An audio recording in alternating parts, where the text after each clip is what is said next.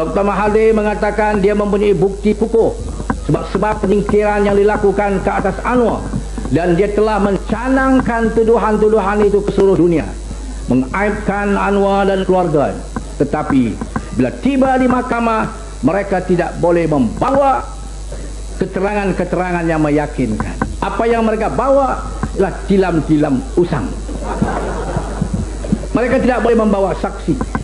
Pakar-pakar tidak menyokong tuduhan mereka. Ini membuktikan bahawa tuduhan Dr. Mahathir tidak benar. Dia telah bercakap bohong kepada rakyat. Dia telah bercakap bohong kepada dunia. Dan dia lupa bahawa dia telah berbohong di hadapan Allah Azza wa Jalla.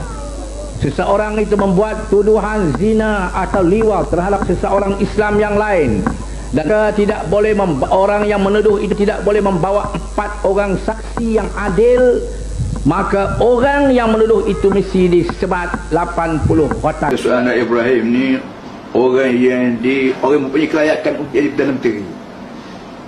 Dan dia ni bukan Menteri Kewangan.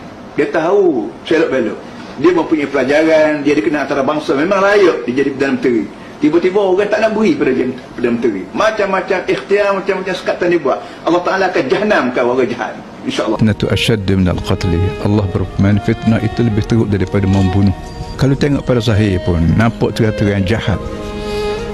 Anwar ni fizikal dia nak bawa diri pun teruk, nampak. Nak duduk sakit, nak bangun lebih sakit lagi kerana belakang dia telah dirosakkan masuk dalam jail.